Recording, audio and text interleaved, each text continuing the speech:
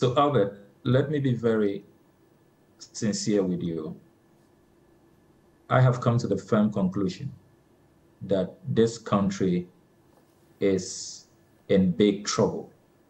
We have a leader who doesn't listen, who has become so obstinate, so intransigent, so stony-hearted. He is impervious to good counsel. When you go through the latest report, which is the 2022 list of staffers at the presidency in compliance with the Presidential Office Act, it is totally incredible that at this time of the worst economic crisis in living memory, at a time that haircuts are taking place, financial haircuts, the first time in our history we are going through a debt restructuring program, the first time in our history that we have not been able to pay our loans. We have defaulted in the payment of our loan obligations.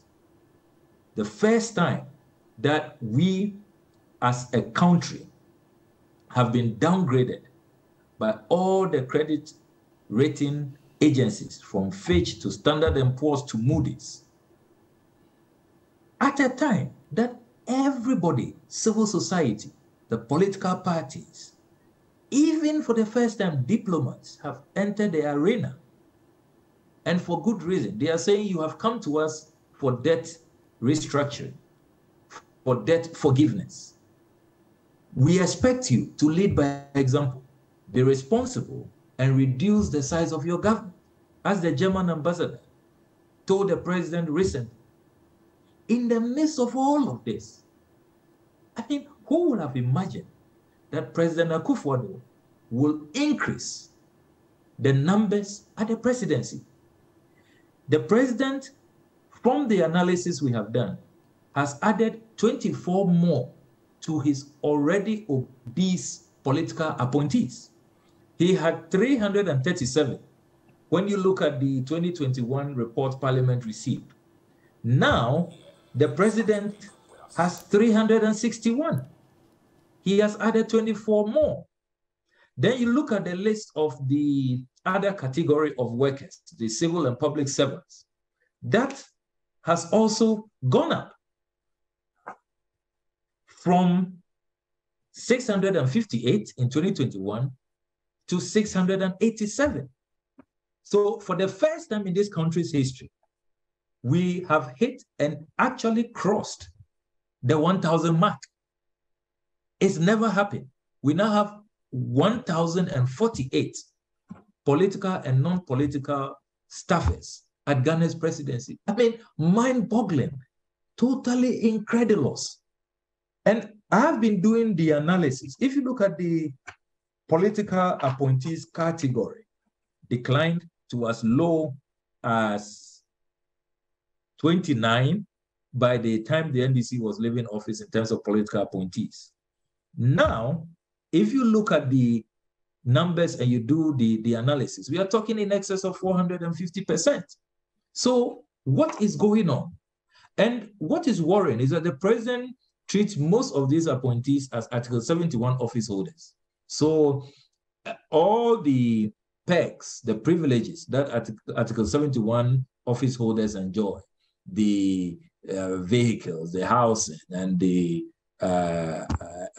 unpopular ex gratia, they all receive it. So it is clear to me that the president is unhinged, is totally reckless. He has decided that he will not listen. And I am deeply pained, I must emphasize, that unfortunately, the conduct by a few of our colleagues, NDC MPs in Parliament, that conduct has clearly emboldened the president. Because if the few who derailed from our principled position, we had said that too many jobs for the boys, the packing, the obnoxious positions, the amorphous and nebulous positions. I mean, look, I have run through the list in Parliament. overseer of the National Cathedral, church mobilization officer, diaspora church mobilization officer, church relations manager, policy advocate, finance manager, operations manager. Then you have a manager of operations, all kinds of very weird and dubious titles at the presidency. And we have said, this cannot continue. This is a president who at a point appointed as many as 125 ministers of state. As we speak, this is a country that can make do with consolidating a lot of the ministries. Why should we still have a separate ministry of agric from fisheries and aquaculture? Why should we still have a separate ministry from railways and transport? When they can be merged, they can be consolidated. Why should we have a separate ministry for sanitation and for local government? When not too long ago, under the previous NDC government, it was one ministry. Why should we have a separate ministry for information and communications? Not too long ago, it was one ministry. Why should we have a separate ministry for chieftaincy and tourism? So there are so many ministries that can be merged. The 1992 Constitution is very clear that you should have a cabinet of 10, minimum, maximum 19. We should really tell you that you don't need all of these hordes of political appointees, and see what is happening at the presidency. So this is very, very, very, very disheartening. It's depressing. What the president has done is abominable. It's totally unacceptable. And it is really regrettable. It is really sad that a few of our colleagues really messed up the opportunity we had last Friday to send a clear message to the president. And you really cannot blame those who will say that perhaps the NDC has even lost its voice, it has lost credibility on this matter, because we, by our conduct, refusing to bond together, to stand by the Ghanaian people, by civil society, even religious organizations. I have read statements from the Catholic Bishop Conference, from the Pentecostal and Charismatic Council. Everybody has said that we cannot continue with this obscenely obese size of government, and that something ought to be done. But here we are. Clearly the president is now unhinged and is on a frolic of his own. We can only pray that he doesn't get to 1,500 at this rate. I mean, look, it's unthinkable. If you look at the numbers, the analysis I have done, the highest, if you add political and non-political, you combine that, the highest that this country has ever recorded was sometime in 2002 under President J.A. Kufuor. I see. Where we had 758, a total of 758 political and non-political. I just wanted to hold you on a bit on that particular point. Presidency. So we've never hit 1,000. Here we are, 1,048.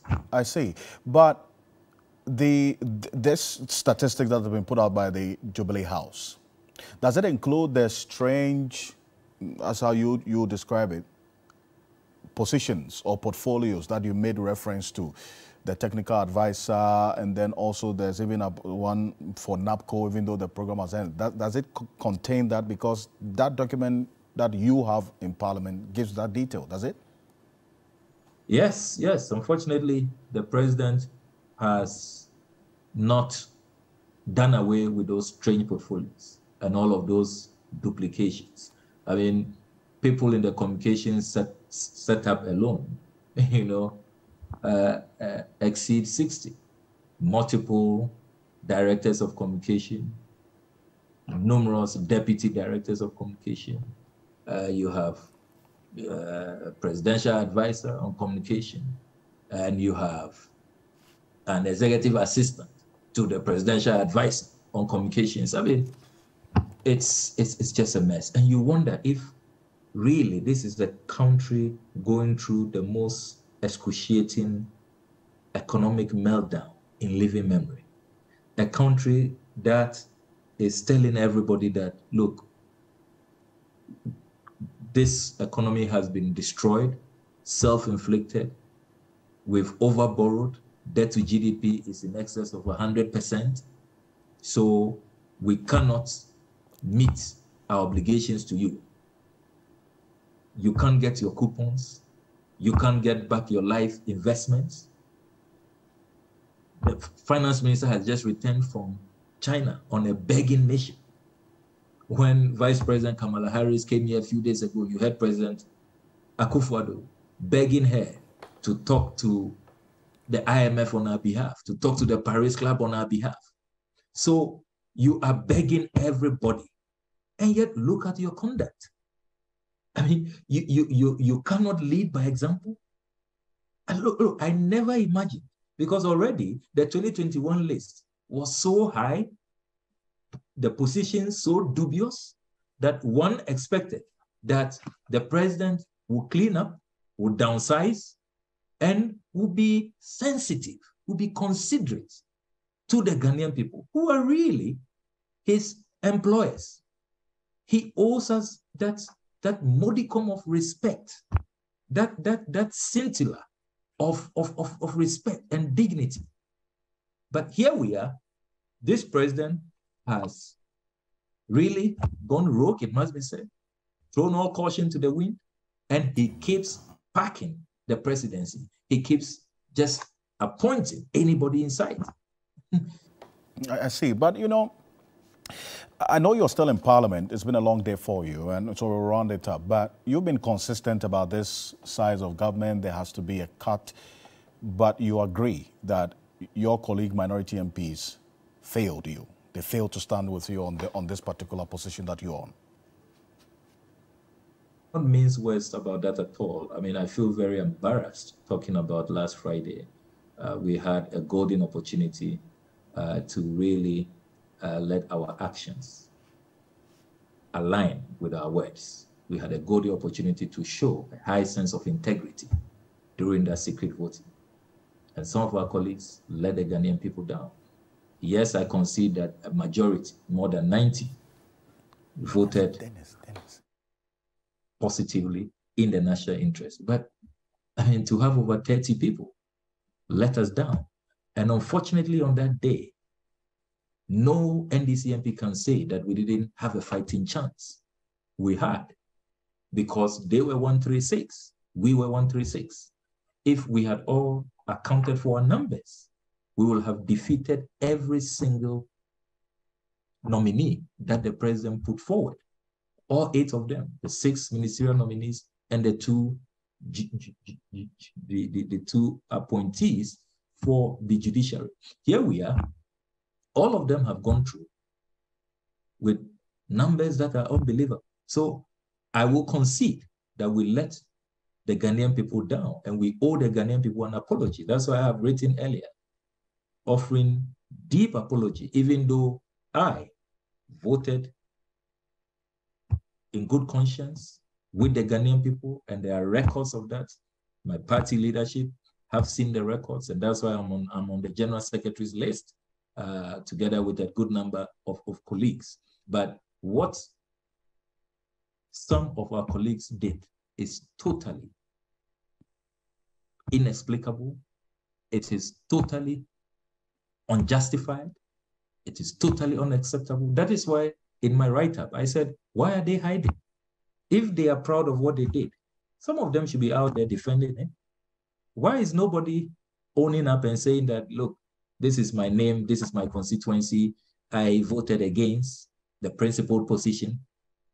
And what is shocking is that all the caucus strategy sessions we held, nobody said that, look, we are opposed to this campaign that some of us have waged for many years against the size of government, and that we think that President Akufo-Addo is on the right track. Nobody said that. Nobody raised a finger to question the fidelity, to question the principle, to question the patriotism defining our actions.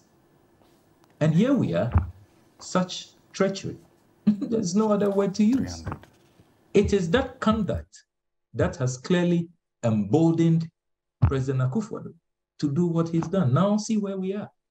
More than 1,000. I see. 1,048 presidential staffers. Unbelievable. I mean, what next? Where are we going? Okay. The Jubilee House has become like some marketplace. I mean, what is happening? Samuel Okujeto Ablakwa, thank you for your time on Ghana Tonight. We've got to let you go.